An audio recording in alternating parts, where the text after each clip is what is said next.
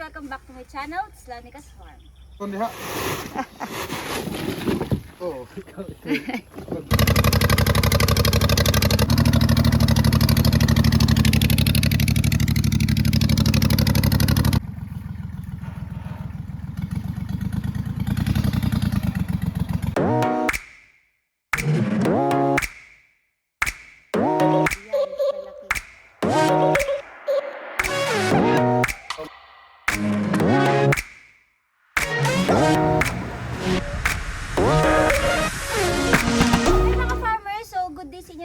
For today's video, nandito tayo ngayon sa taniman ko ng kamote.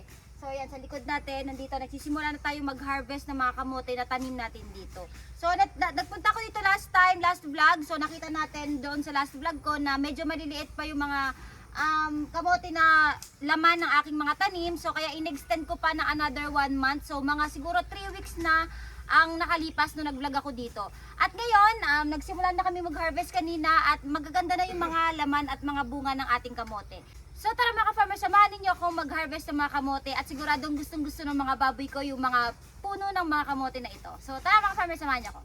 So ito mga farmer, so ipapakita ko sa inyo yung way natin ng pag-harvest ngayon ng kamote. So shoutout muna tayo sa unang ng video yan. So shoutout muna tayo mga farmer. So shoutout kay Macaredo Montero. Ayan, mga tao dyan sa ICM Bohol yan. Nagpapa-shoutout din sila lahat sa akin, mga cashier sa ICM. Tapos shoutout daw kay Mamang. Shoutout daw galing kay Papang. Ayan, nanonood daw si Mamang kay Papang. Ayan, so dito nag-harvest kami. Ayan. Nakita mo si Papang? Ito si Papang. Ayan si Papang. Mag-play ka kay Mamang.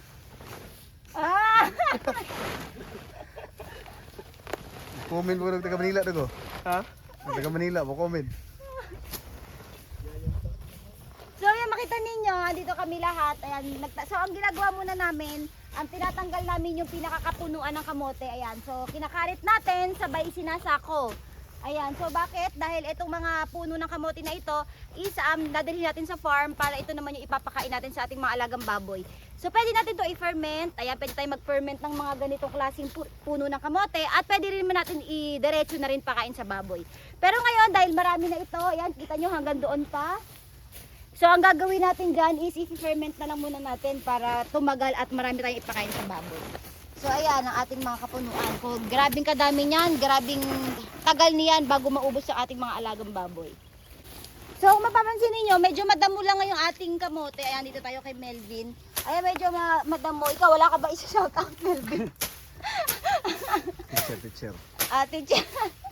Ayan, ito yung mga damo. Makita niyo, sinasama na rin natin sa pagkaret kasabay ng ng puno ng kamote. So dahil yung baboy naman is kumakain din po ng mga damo yan. Dahil makita niyo sa mga kulungan natin ng baboy sa free range area, once na ilagay natin yung mga baboy natin sa medyo masukal na bahagi, mga ilang weeks lang is magiging malinis na. So dahil kinakain din nila yung mga ganitong klaseng damo.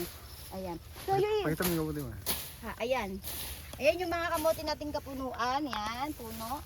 So, maganda din naman, makapal. Medyo marami lang talagang damo na sumama.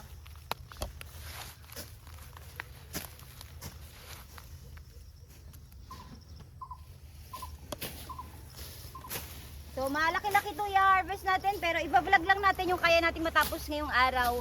So para makita nyo rin kung ilang sako ng bunga yung makukuha natin. Baka later makapagbenta rin tayo kasi may binababaan din kami ng kamote dito. So yung maliliit na kamote, yung mga hindi sobrang laki, so kasama na yan sa pakain sa baboy. Pero yung malalaking kamote na meron dito malalaki, later pakita ko sa inyo. So ibebenta natin yan para extra income. Meron na tayong pakain sa baboy na mga puno ng kamote, meron na tayong ipapakain sa baboy na maliliit na bunga, may maibebenta pa tayong mga malalaking bunga. So ito area natin, medyo malaki to area natin ng kamutihan. Pero nakita niyo dito tayo sa area na to, ayan, nakapagsimula mag-harvest. So ayan, medyo maliit na area pa yung natapos natin. So ipe-prepare natin na maayos tong lupa dito, mga farmer. So balak kasi natin harvestin pa unti-unti yung area ng buong kamutihan. So for example, ito yan, inuna namin dito. So nakuhanan na rin namin ng bunga tong maliit na bahagi na to. Tapos ilaland preparation namin na maayos, araruhin mabuti. Tapos, lalagyan namin ng organic fertilizer or yung tinatawag na itin ng manok or tain ng manok. So, meron kami nung kinukuhanan. So, sasamahan natin para maging mas mataba. Kasi ito, nung tinaniman lahat, tapos ngayon hinarvest namin, marami na kaming nakuhang bunga. So natuwa kami kasi may malalaki, marami talaga siyang laman yung loob. So kaya naisip namin lalo na kapag maganda yung preparation natin ng lupa, so baka mas dumoble pa yung volume ng dami ng bunga na makuha natin. Tapos yung susunod, doon naman tayo sa kabilang area, ayan dyan. So kukuhanin din natin yan at harvestin. Tapos aararuhin, preparation, tapos lalagyan na rin natin ng tanim. So ito, after namin to maararo at maland preparation at malagyan ng ite or organic fertilizer, so tataniman na ulit namin to ng kamote. So unti-unti, area by area lang para maging maganda yung tanim ng mga kamote at maiwasan yung pagdami ng damo. So yan, ito, nakailang sako na tayo. So yan, 3 sako na to. Ito lang kapiraso pa lang yung nakuha. Grabing daming sako pala nito pag hinarvest lahat. Yan o. Oh. Yan. So, masasabi mo dyan sa mga baboy natin, hinihintayan doon sa farm. Napakadami na nating heads ng baboy na dapat pakainin doon.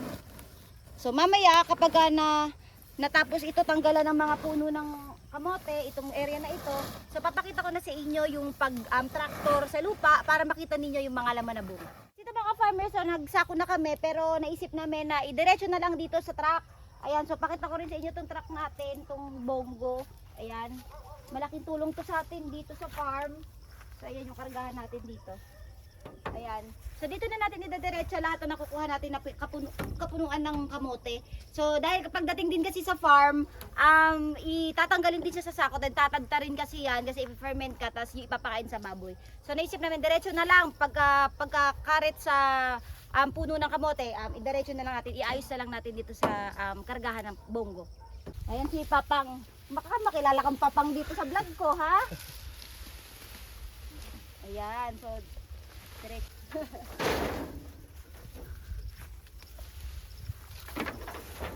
Kumban, mag-dragnet, kaya dagang sobrang no. So, yung matatapos natin na hakot nito, kung sobrang apaw, so meron naman ditong ayan o, kabitan ng net. So, aapakan lang yan natin ng mga tao dito, yan, aapakan para mapitpit, tapos lagyan natin dito ng net, ayan, tapos itatalakbong lang natin para hindi mahulog pag dinala na sa farm. So, ayan, may kapitan naman o. Makita mo, ayan. So, ayan, madali lang, mas mabibilis.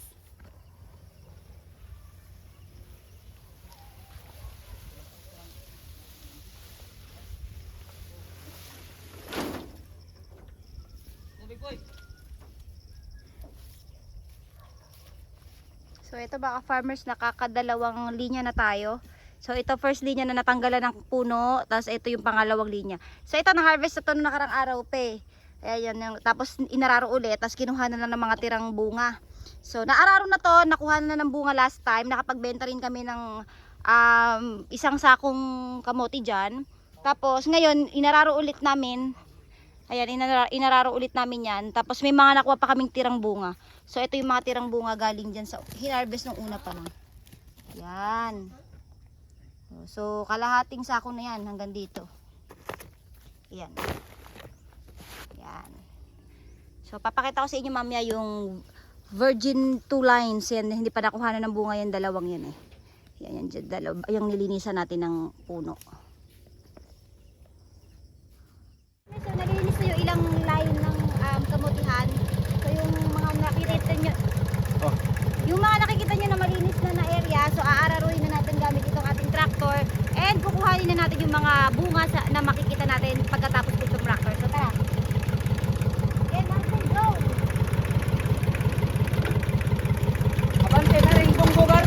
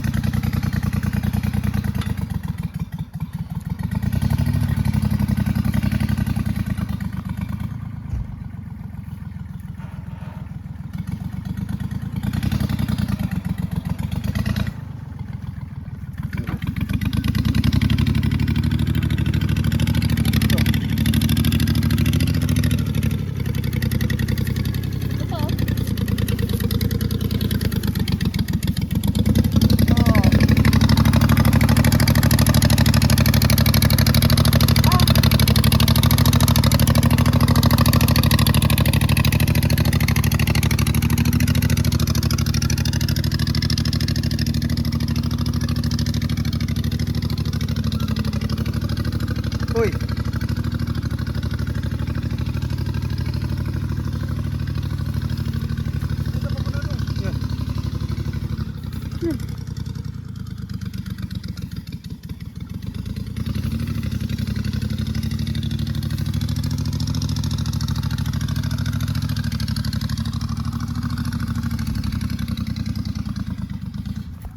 Dami oh. Meron pa yan sa ilalim. Papangalawang traktor pa yan. Yung pa dulo. Ayun, laki. Ito. Oh. Wow, laki. Okay. Ito natin.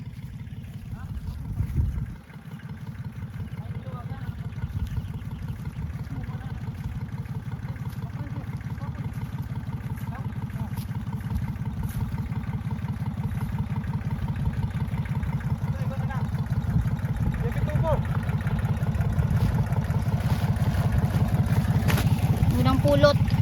So, meron pa yan.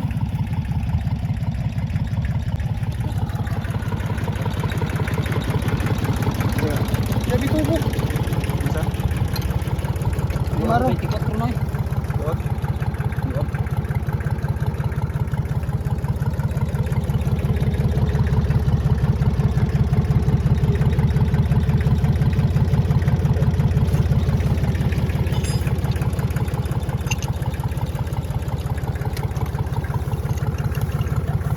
Patungtong ya ano. Ha? Patungtong kaya dito ito.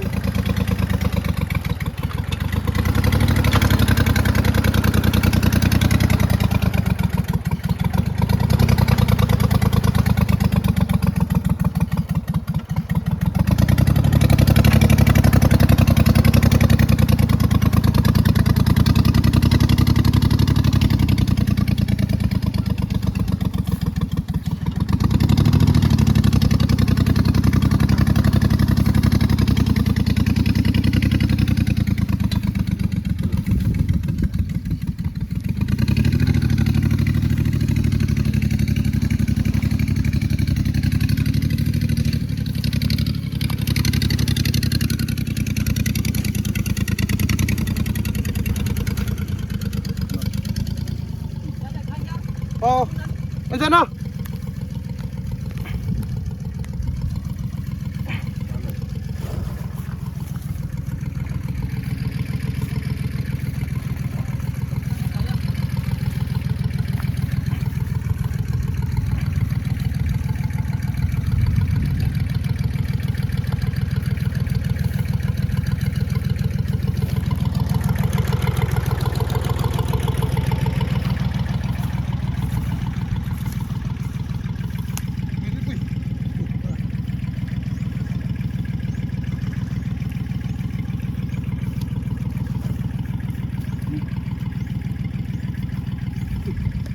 Asa ba na to?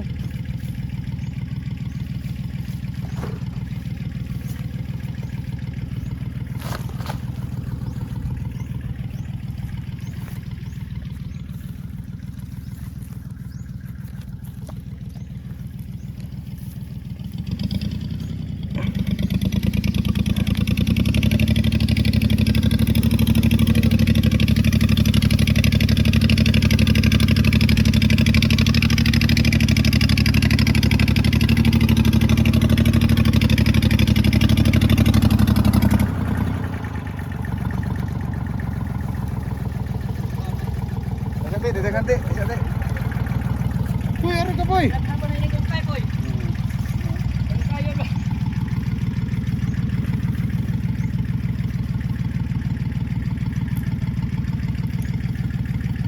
Kadung.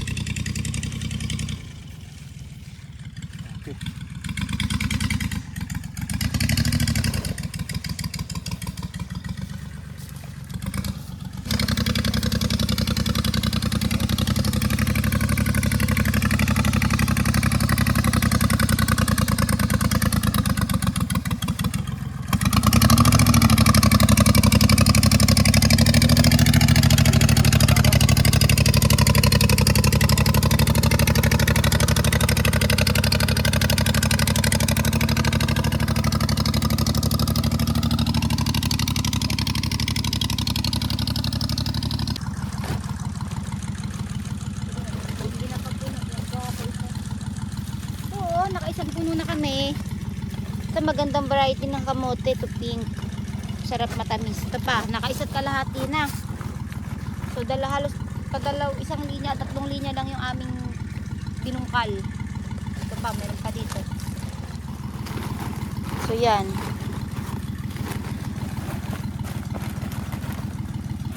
Yan, oh, ganda. Ang ganda yung kamote, ah. Okay. Farmers, ayan, andito rin yung mga sako na nilalagyan natin ng mga bunga. So magaganda yung mga kamote natin, no? Oh, di ba? So ayan yung ating ito lang, bali itong kamoting ito, mga farmers, itong 2 sako. So doon lang yun, mga farmers, yung nilinisan lang nila Melvin kinuhanan. So 1, 2, 3, 4, 4, 4 na linya lang yung na-harvest natin nitong 2 sako. Kasi ito nakikita nyo na yan. So na-harvest na yan ng isang araw. Itong part na to. Tapos nakabenta rin kami dyan ng isang sako na halagang 1,000 piso. 1,000 pesos. So tatapos ito ma-harvest.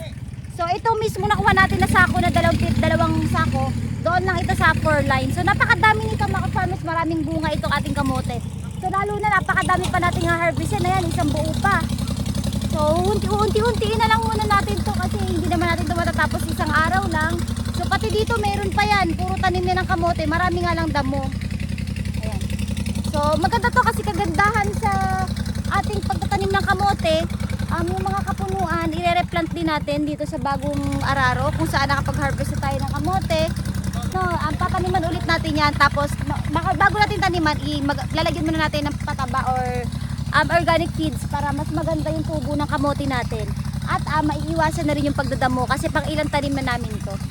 So ganun kasi mga farmers, once na nagtatanim ka sa isang lupa, sa unang mga tanim, pangalawang tanim mo, so hindi talaga may iwasan may damo. Pero once na palagi mo na yung kinacropping, lagi mo na tinataniman, so mababawasan na yung pagdadamo niya kasi napapatungan na ng crops. So pagod ako. So ayan kami, ayan sila Melvin, at salamat sa mga katulong natin, sa mga katulong natin mag-harvest dito. Ayan si Melvin, si Papang, si Osman, saka si Jepoy and Ian. Ayan, kami nandito. Ayan, maganda yung ating resulta ngayon ng kamote. After pala mga ilang so sa susunod kong vlog, i-vlog ko rin if ever ma-harvest yung kabilang mga area, at sasabihin ko sa inyo kung ilan yung mga na-harvest natin ng mga kamote at kung magkano yung kinita natin.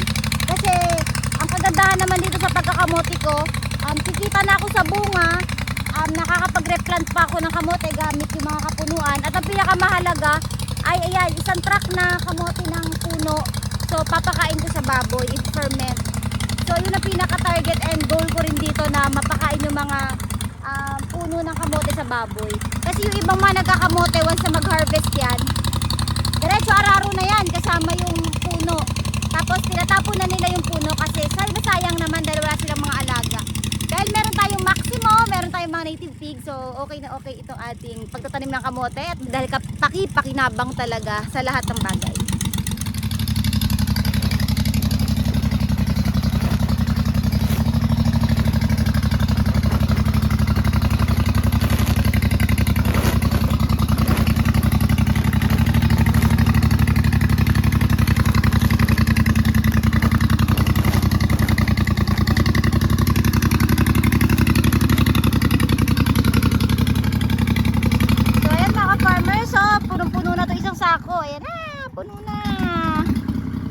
Pipilian pala natin to para bago ibenta, tsaka lilinisan para medyo mahal yung presyo.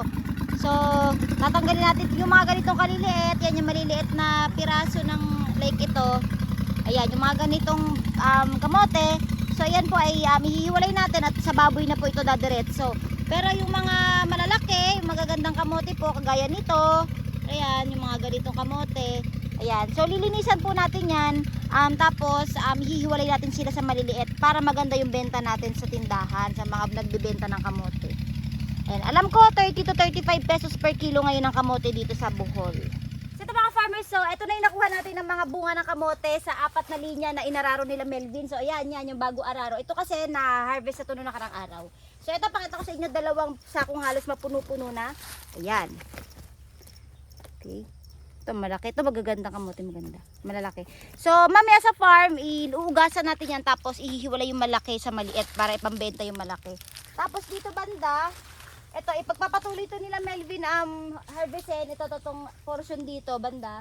Ayan. Tapos, later, pag nakuha na nila lahat ng mga bunga dito banda sa natirang ito, pupunta na sila sa farm at mamaya i-continue ko yung video kung ilang sako lahat ang nakuha nilang mga bunga ng kamote dito sa area nakaka-harvest lang. So maliit na area lang to na harvest natin na ang dami pa dito.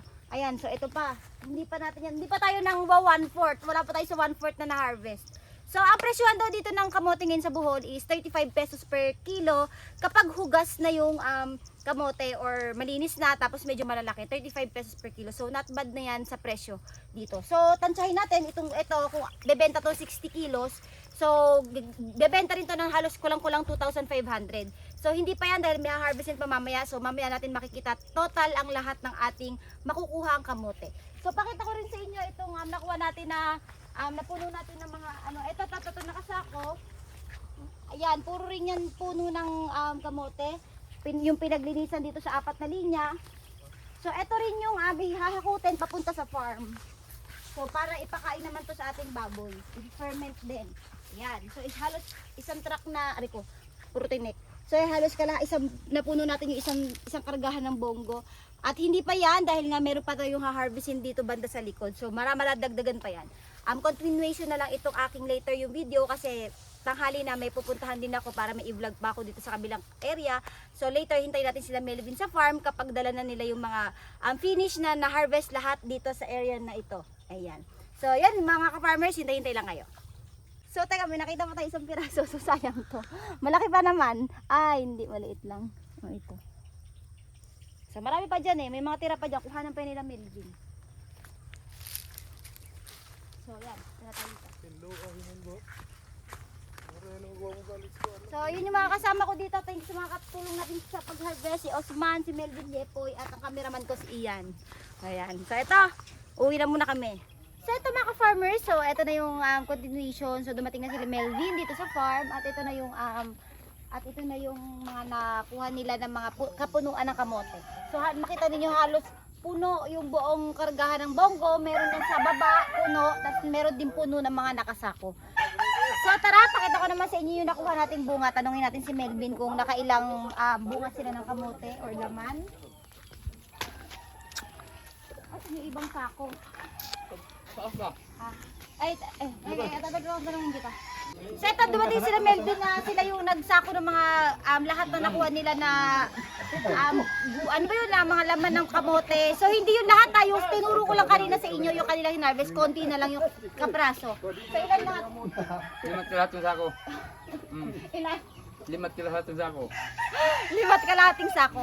So mamaya papakita ko sa inyo at pakain muna tayo ng baboy gamit itong mga kapunuan ng kamote para makita ninyo na kainin nila dito. Kasi dito. So tara.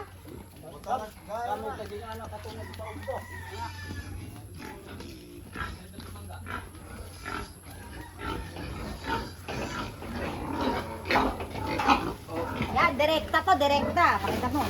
Yan, direkta kinakain ng baboy. So pwede naman natin yan i-ferment, pero ayan, papakita ko sa inyo na direkta natin pinapakain yung kapunuan ng kamote. Yan.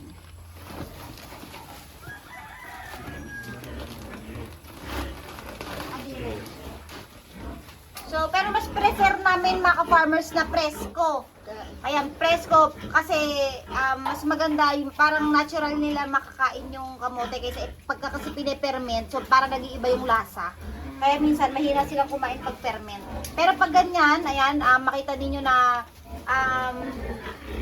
na presko yung pagka-harvest pa lang at bagong-bago lang yung kapunuan ng kamote. So ayan, malakas sila kumain. So ito, pakita ko sa inyo. So yan, yung ating barako. Ayan. May kasama na rin dyan yung mga damo-damo. Yan. So ito naman, kabila. Ate. Ate.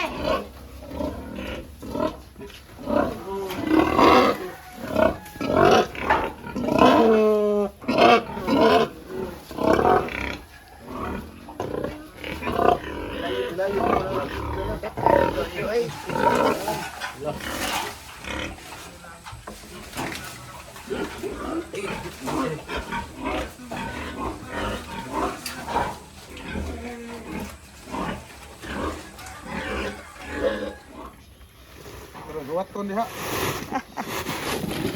Oh. Nagkaman. Galit yung cameraman namin. Si Sally. So ayan. Dara.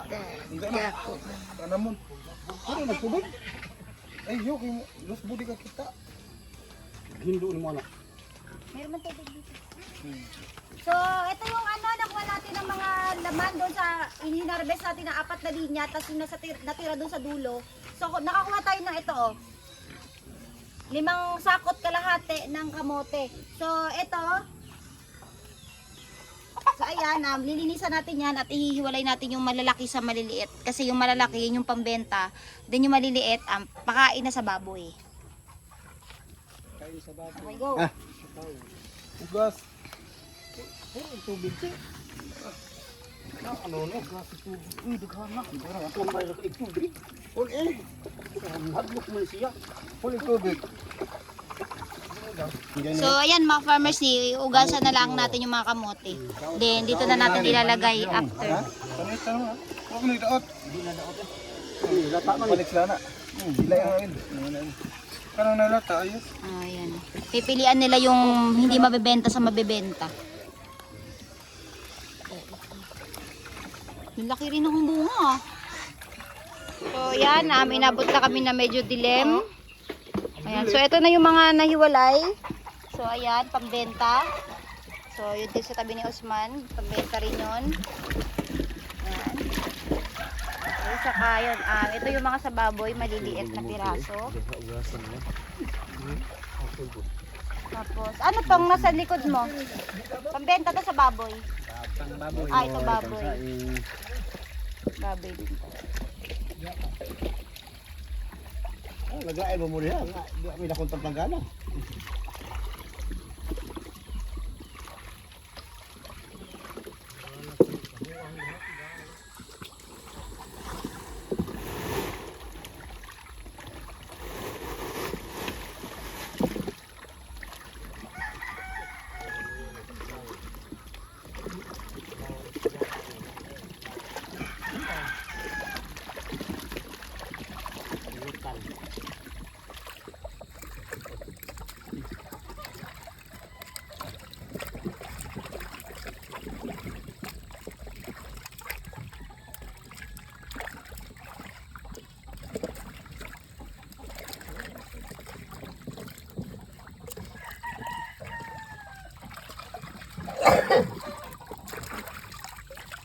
Kalagro mo.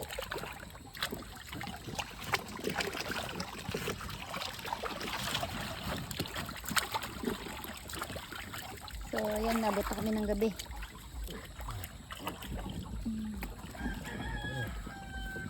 Sinasako na itong mga naugasan at saka pambenta natin.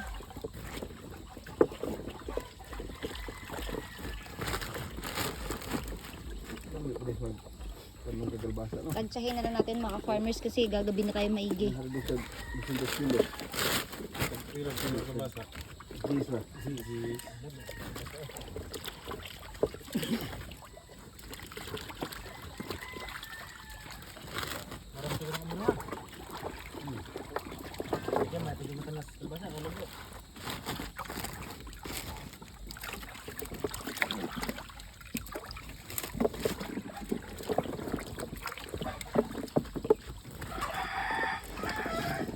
So yun mga ka-farmers, tapos na kami maglinis ng kamote at nagsako na kami, hindi ko na lang binlag kasi gabi na.